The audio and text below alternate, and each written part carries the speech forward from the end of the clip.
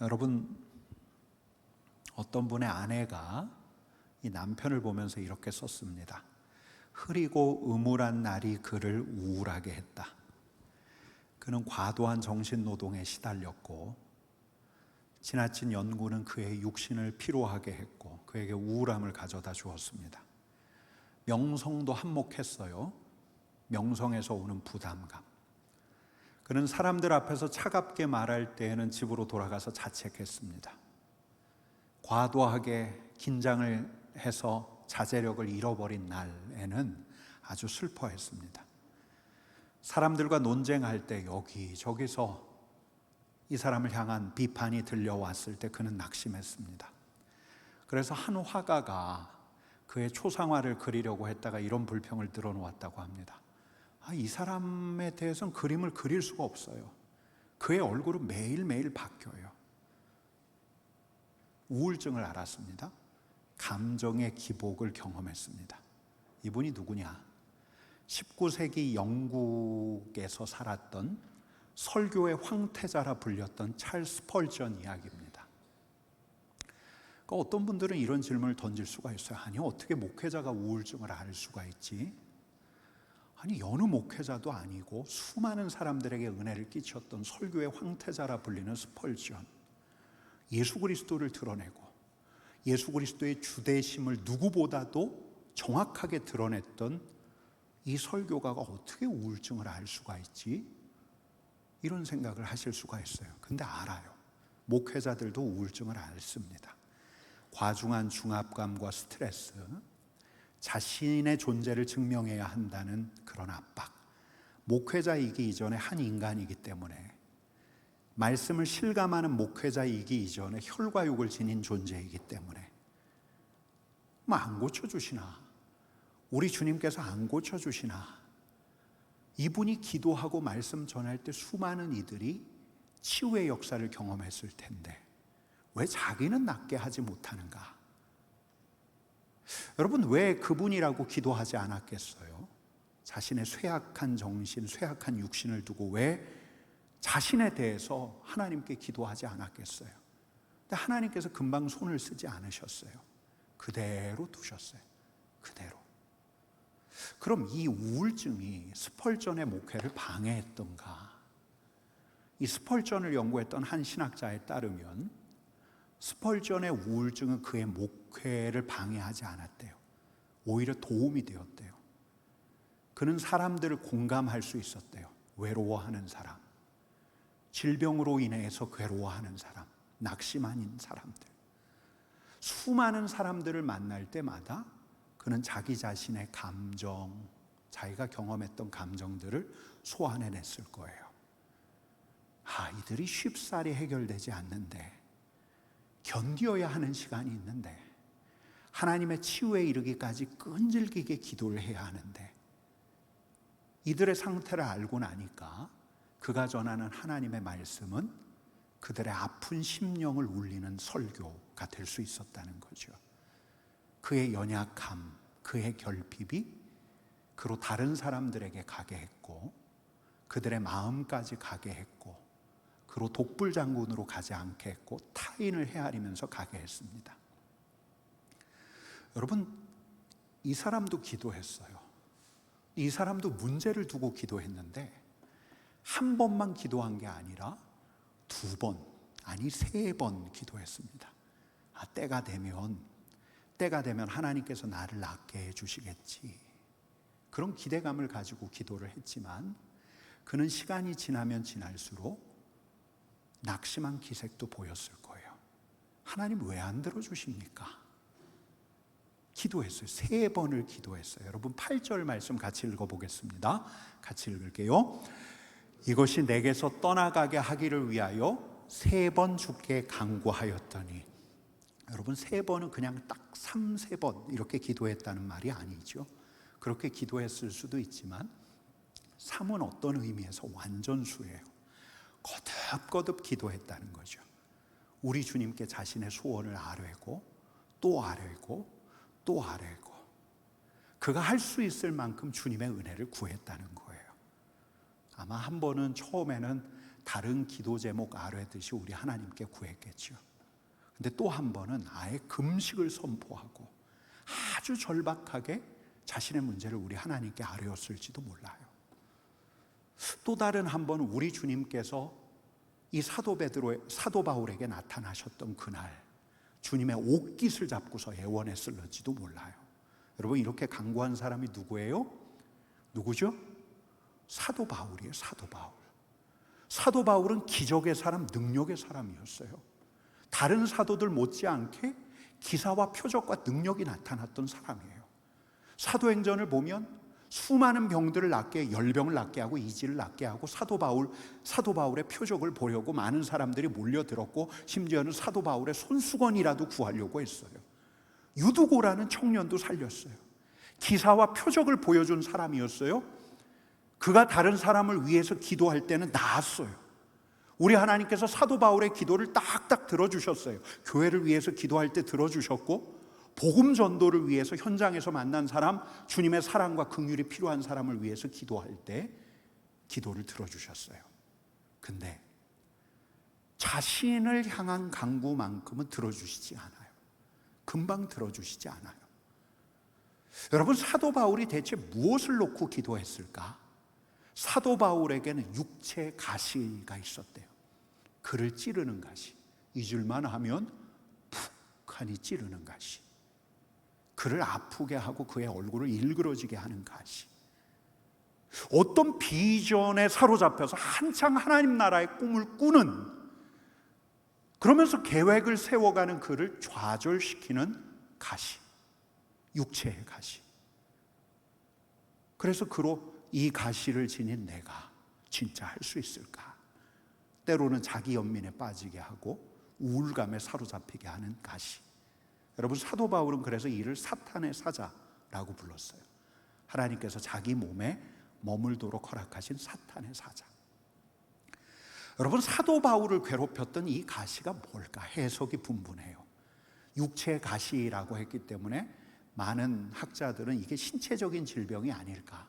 다메섹 도상에서 환한 빛을 보고 눈이 어두워지고 난 다음에 아나니아의 안수를 통해서 눈에서 비늘 같은 것이 떨어졌는데, 아마 그 이후로 그가 눈에 어떤 질병이 생기지 않았을까, 시력이 완전히 회복되지 않았던 건 아닐까 추정하기도 하고, 또 어떤 이들은 사도 바울이 간지를 앓지 않았을까 추정하기도 하고, 또 어떤 이들은 사도 바울의 서신서를 쭉 읽다가 우리가 이번 주 읽은 이 고린도 후서에서 사도 바울의 어떤 정서적인 우울감을 읽어내기도 해요. 마치 스펄전처럼. 구약에도 있죠. 그런 인물이 거슬러 올라가면 있어요. 요나가 있고, 로뎀나무 아래에서 죽기를 청했던 엘리야가 있고. 여러분, 저는 생각해 봐요. 하나님 나라의 꿈을 가지고 달려가는 그에게 가끔씩 찾아 들었을 혈과 육을 가진 자라면 경험하게 되는 무력감, 낙심, 불안함. 여러분, 고린도후서 11장에 사도 바울이 자기가 당한 순환사를 쭉 언급을 하는데, 옥에도 갇히고 매도 맞고 돌도 맞고 수없이 죽을 고비와 위험을 넘기면서, 여러분, 사도 바울에게는 어떤 트라우마가 생겼는지도 몰라요. 우리 하나님의 보호하심과 인도하심을 분명히 신뢰했고 담대했던 그였지만, 그래서 담대하게 하나님 나라의 사역을 수행함에도 불구하고 멀쩡하다가 어떤 특정한 상황에서 숨쉬기가 어려워져요. 가슴이 막 답답해져요.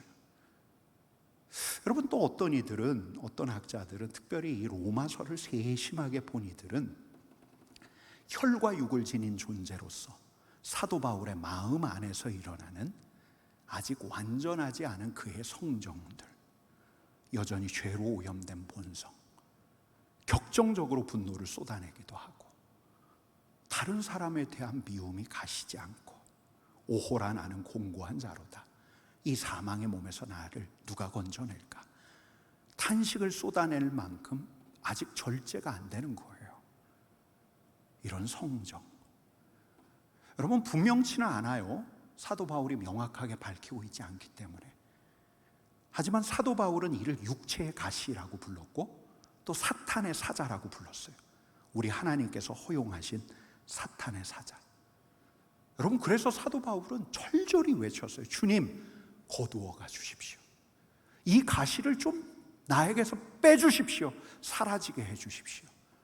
근데 그렇게 하지 않으셨어요. 그렇게 하지 않으셨어요.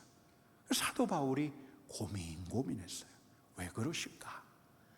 그러다 먼저 깨달은 것이 12장 7절 말씀인데, 12장 7절 말씀을 우리 한 목소리로 같이 읽겠습니다. 여러 계시를 받은 것이 지극히 크므로 너무 자만하지 않게 하시려고 내 육체의 가시 곧 사탄의 사자를 주셨으니 이는 나를 쳐서 너무 자만하지 않게 하려 하심이라. 하나님이 왜 이런 가시를 나에게 허락하셨을까? 자만하지 않게 하시려고. 여러분, 사도 바울은 얼마든지 자만할 수 있는 사람이에요. 자만해져도 괜찮을 사람이에요. 다른 제자들에 비한다면. 유대인 중에 유대인, 바리새인 중에 바리새인, 당대 최고 스승이라고 하는 가말리엘 문화에서 수학했던, 수사학과 율법에 능통했던 탁월한 사람, 대제사장도 주목했던 차세대 유대 지도자. 여러분, 게다가 사도 바울은 흙수저의 반대가 백수저라면서요. 요새는 백수저예요. 백수저. 로마 시민 나면서부터 가문도 좋아요. 이런 유대인이 그리스도인이 되었는데, 게다가 우리 하나님께서 사도 바울을 얼마나 각별하게 생각하셨든지 막 계시를 부어주셨어요. 다른 사도들하고 비할 수 없을 만치 율법과 선지서들이 예견한 그리스도를 비상하게 깨달았던 사람이 사도 바울이에요. 이 십자가, 예수 그리스도의 대속의 신비를 깨달았던 사람이 사도 바울이에요. 로마서 3장 23절 24절 말씀 우리 한 목소리로 한 번 더 읽겠습니다. 모든 사람이 죄를 범하였음에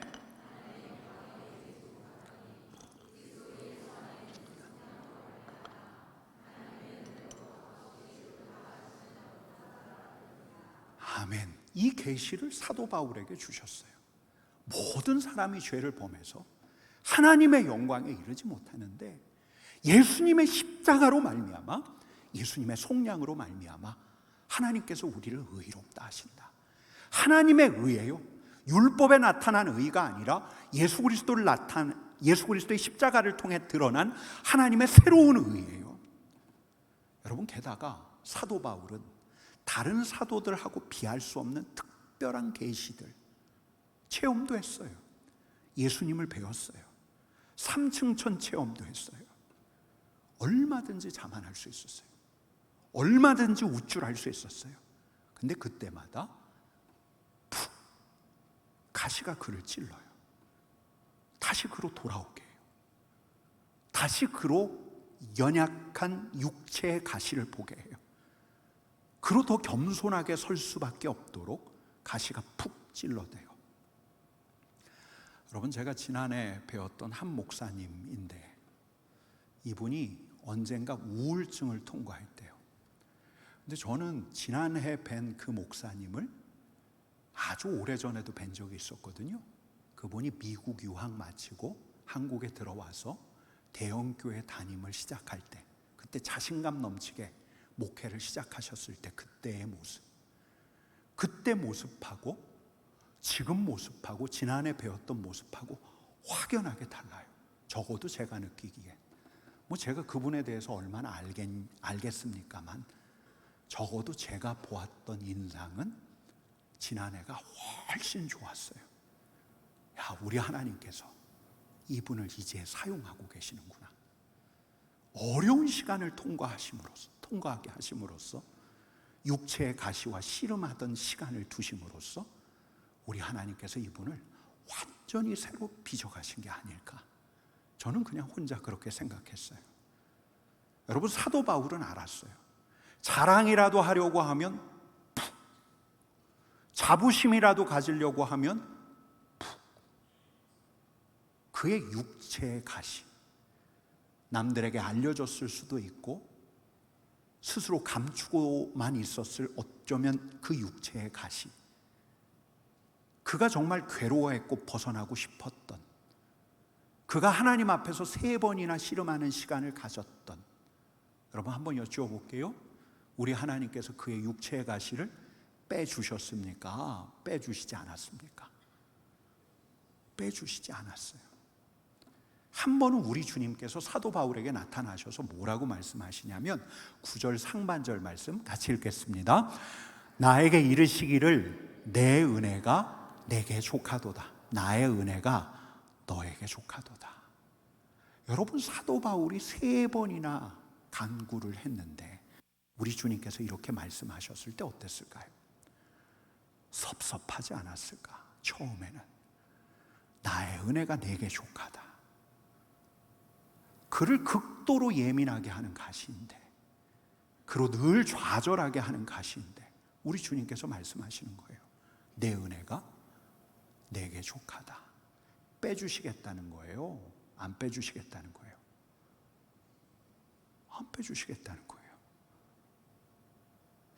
여러분, 벌써 되게 오래된 일인데요, 제가 이 말씀, 이 고린도 후서 말씀을 아주 진지하게 묵상했던 때를 저는 아직도 기억합니다.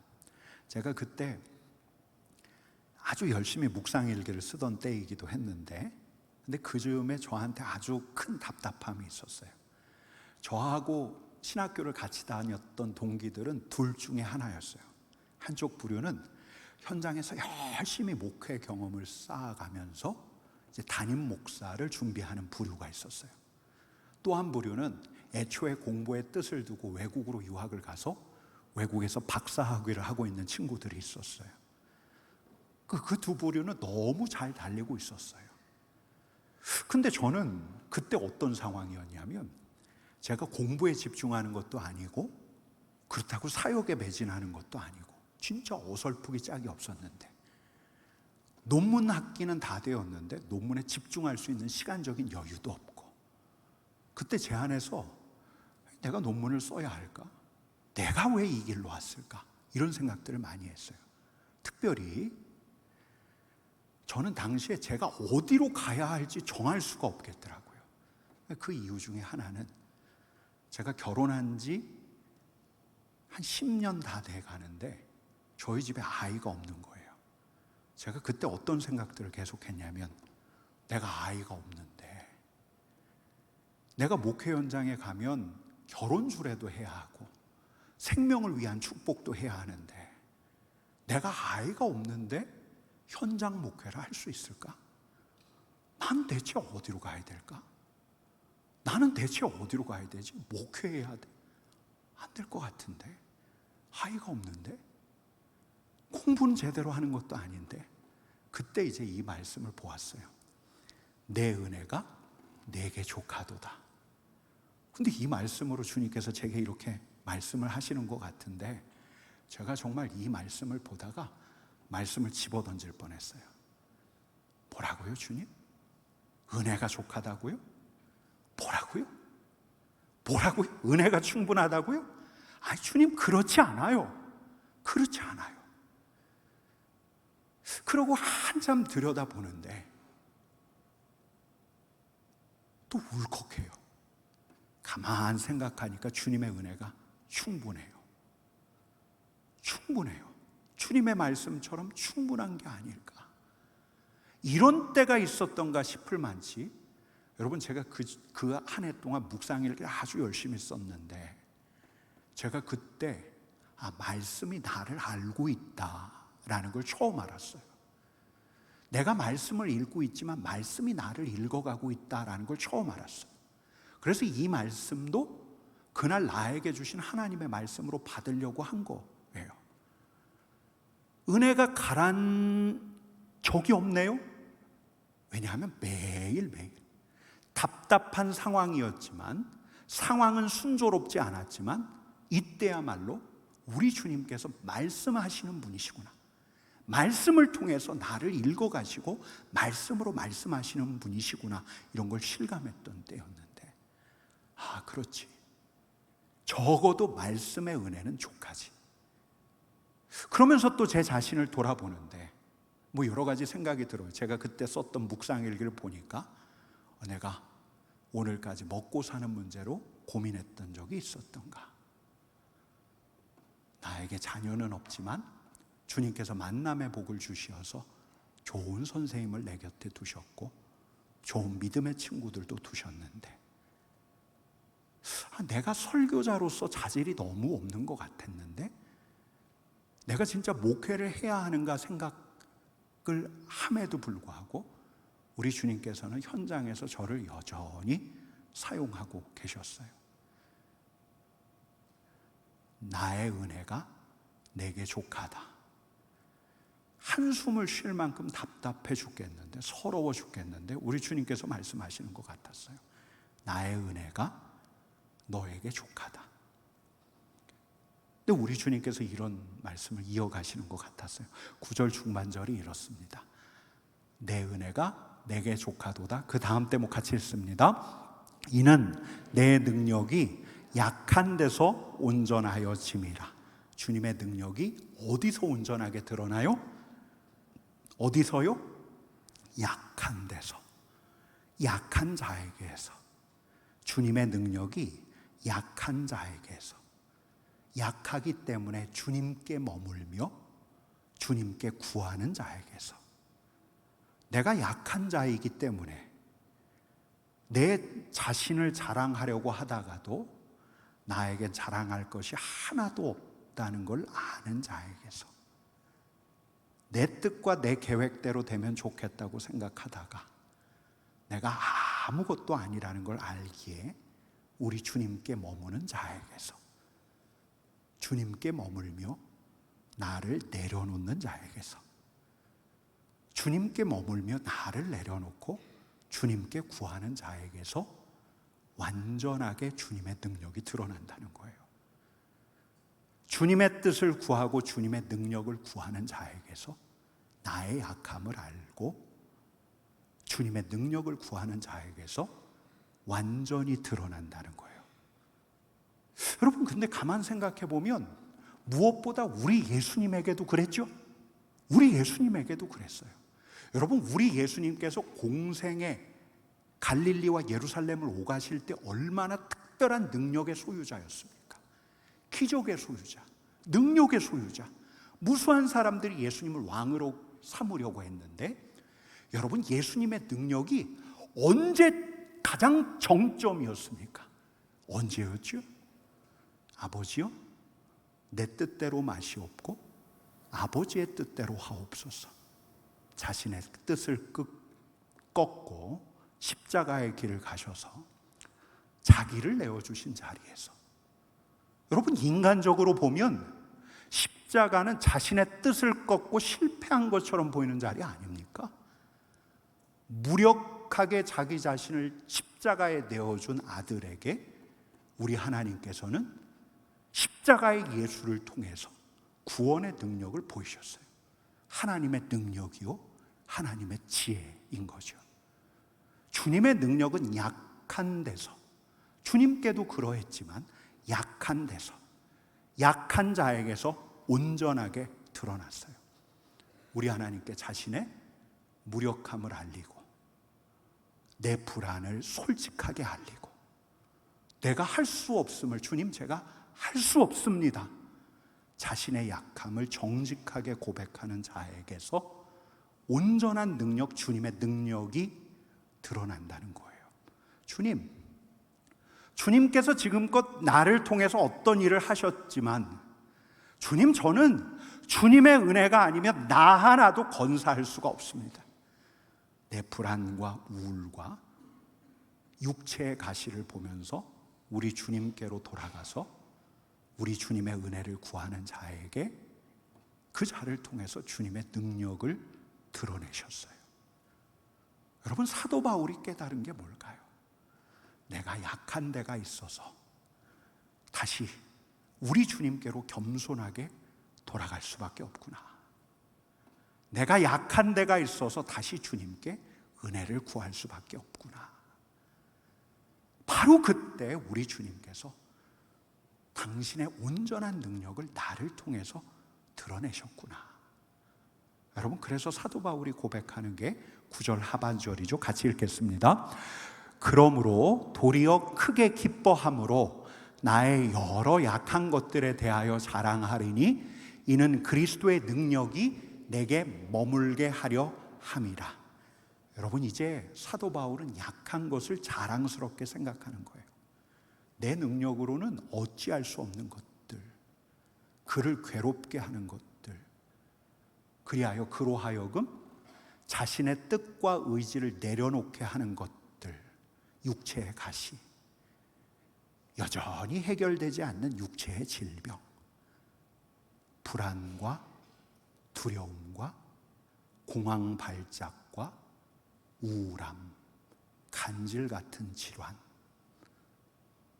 아직도 남이 볼까 부끄러운 아직 다듬어지지 않는 그의 성정, 때때로 후회하는 그의 거친 성정. 그는 이제 자신의 약한 것들을 인정할 수밖에 없어요. 감추지 않을 거예요. 털어놓을 수가 있어요. 그로 교만하지 않게 하고 한없이 낮아지게 하는, 그 자신조차 부끄럽게 하는 이 약점들을 자랑까지 할 수 있어요. 왜? 바로 거기서 우리 주님께서 일하시니까. 내려놓는 그 자리에서 우리 주님께서 일하시니까. 여러분, 사도 바울도 알았을 거예요. 약함을 아는 자라야 약한 자를 위할 수가 있구나. 강한 자는 약한 자를 위할 수가 없습니다. 약한 자라야 약한 데를 알아봐요. 문제와 어려움을 통과할 때라야 문제와 어려움을 겪고 있는 이들을 살피게 돼요. 스펄전처럼. 여러분, 제가 아주 오래전에 신문에서 읽은 글이 있는데 아직도 기억이 나요. 그래서 어제 다시 찾았어요. 이 결혼 13년 차 40대 부부 이야기인데, 아내가 잠자는 남편을 깨워요, 밤에. 왜? 비빔국수 끓여 먹자고. 꼭 신혼부부 같죠? 아직도 그러신 분 있으십니까? 결혼 20년 차인데 막 밤에 아내가 깨워서 비빔국수 먹자고.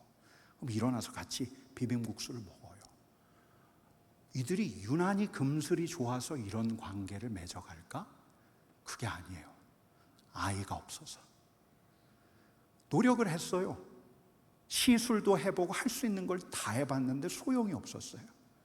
남편은 생각했어요. 언제부턴가. 이제 없어도 된다. 우리 둘만 잘 살면 되지. 아내는 악착같이 노력을 해요.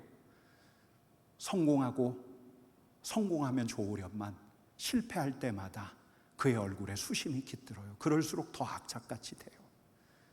남편이 한 번은 이야기해야겠다 싶어서 아내를 불러다 놓고 이야기해요. 이제 우리 둘이 잘 살면 되지 않겠냐고. 근데 아내가 이렇게 이야기해요. 여긴 그냥 그 대목 그대로 읽어드릴게요. 당신은 기억을 못하겠지만 가끔 당신 술이 취하면 목 놓아 울어. 아이가 너무너무 갖고 싶다고. 내가 언제? 몇 번이나 그랬어. 아내의 말은 저에게 충격이었습니다. 기억에도 없거니와 믿어지지도 않습니다. 그건 그저 몹쓸 술주정에 불과하다고 말하고 싶었습니다. 하지만 어쩐지 그 말이 쉽게 안 나오더군요. 아무 대답을 못하고 있는 저에게 아내가 그날 진지하게 묻더군요. 이러면서 이제 아내하고 남편이 서로 진솔하게 진지한 대화를 매일매일 나누게 돼요. 여러분, 근데 제가 이 이야기를 읽다가 그냥 울컥했어요. 그리고 제가 이 이야기를 집에 가서 또 제 아내에게 읽어줬는데 제 아내도 울컥해요. 한때 우리 부부 이야기 같아서. 제가 아직도 이 글을 기억하는 까닭 중에 하나는, 제가 이 글이 좋아서 함께 이렇게 성경 공부하던 분들 그 앞에서 이 글을 그대로 읽어드렸어요. 근데 맨 앞에 계셨던 연세 드신 권사님 한 분이 그냥 눈물을 펑펑 흐르는 눈물을 닦고 계신 거예요. 왜 그런가? 자기 딸 사위 너무너무 행복하게 살아가고 있는데 나이가 훌쩍 넘은 딸에게 아직 아이가 없는 거예요. 여러분, 이런 일을 겪은 제가 왜 이런 분들에게 더 심각해지지 않을까요? 왜 그냥 넘겨 보낼 수가 없는 거죠? 겪은 자라야 아는 게 있는데, 약한 자라야 약한 자를 위해서 기도할 수 있는 게 아닐까. 여러분, 그래서 능력이 있는 기도는 강한 자의 문장도 완벽한, 야 정말 기도 잘한다, 잘하는 기도가 아니라 약한 자의 기도예요.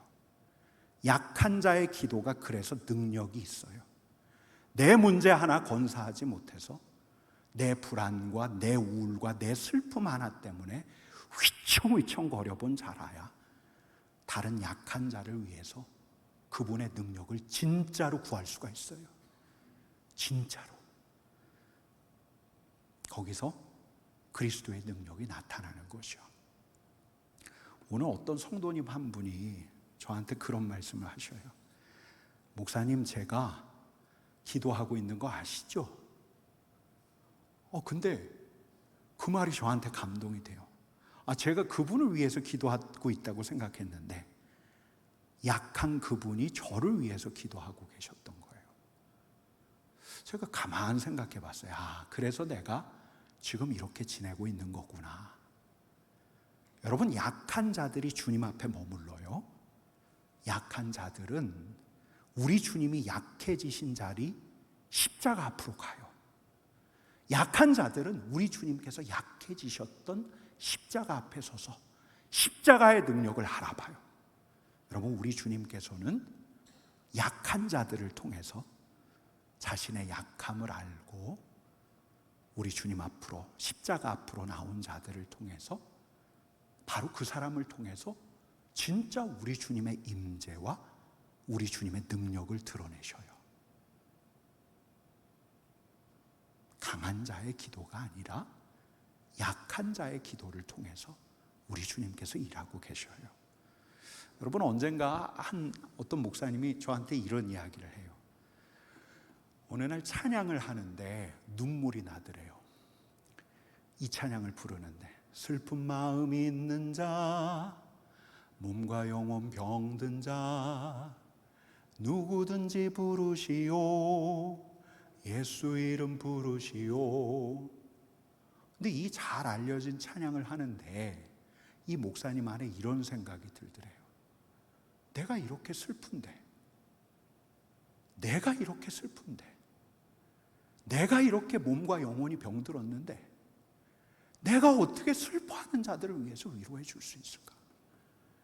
내가 어떻게 몸과 영혼 병든 자를 위해서 기도해 줄 수 있을까? 내가 그들을 위해서 무엇을 할 수 있을까? 여러분, 제가 그분에게 해줄 수 있는 이야기가 있었어요. 당신이 약하기 때문에 당신이야말로 우리 주님의 희망입니다. 당신이 약하고 마음 안에 슬픔이 가시지 않기 때문에, 그래서 우리 주님 없이는 살 수 없기 때문에, 우리 주님 없이 살 수 없는 당신이야말로 우리 주님의 진짜 희망입니다. 당신을 통해서 우리 주님께서 일하실 것입니다. 여러분, 제가 괜찮은 이야기 했지요? 정말 그렇게 믿어요. 교회는 자신의 세를 과시하는 공동체가 아니에요. 교회는 약한 자들의 공동체예요. 내가 약하기 때문에, 주님 없이는 살 수 없기 때문에 주님의 은혜와 긍휼을 구하면서 십자가 앞으로 모여든 이들의 공동체가 진짜 교회로 남는 거예요. 주님, 저는 아무것도 할 수 없습니다. 주님, 제가 주님의 뜻과 비전을 이야기한다고 하지만 제 몸 하나 건사할 수 없는 사람입니다. 그래서 주님의 이름을 부릅니다. 여러분, 이런 이들이 주님의 자비와 긍휼을 구하는 그 자리에서 우리 주님의 진짜 능력이 드러나는 거예요. 여러분, 이런 공동체가 되었으면 좋겠어요. 교회 올 때마다 다른 옷을 입고 와서 내 자신의 강함을 과시하는 공동체가 아니라 나의 약함을 있는 그대로 고백하며 주님의 자비가 아니면 안 되기에 약한 이들을 헤아리며 보듬을 수 있는 공동체. 여러분, 그 공동체를 보기를 원하는 거예요. 세상은 그 공동체를 보기를 원하는 거예요. 약함을 인정하는 이들이, 자신이 약하기에 약한 이들과 함께 가장 약한 자리에서 하나님의 능력을 보이신 예수의 십자가로 나와 그분의 긍휼과 은혜를 구하는 공동체를 찾고 있는 거예요. 여러분, 우리 주님께 구할 때 가시가 금방 뽑히면 얼마나 좋겠습니까? 뽑아주실 수도 있어요.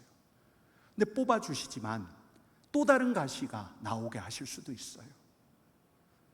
아니, 그 가시를 그냥 그대로 두실 수도 있어요. 왜 그러실까? 왜 그러실까? 주님이 내 가시 완전히 뽑아주시면 좋겠는데 약한 우리가 그분 앞에 머물러야 하기 때문에 우리 주님께서 우리를 통해서 당신의 능력을 보이시기를 원하기 때문에 여러분, 우리는 평생 우리의 힘과 능력으로 살아가려고 여기에 모인 사람이 아니라 우리는 평생 주님의 은혜로 살다가 우리가 그토록 의지해온 주님의 은혜로 인해서 영원한 영광에 이르게 될 사람들인 거예요. 저와 여러분들은 은혜 아니면 살아갈 수가 없습니다. 교회는 은혜가 아니면 안 됩니다. 같이 찬양합시다. 오직 예수뿐이네. 우리 같이 일어나서 찬양합시다.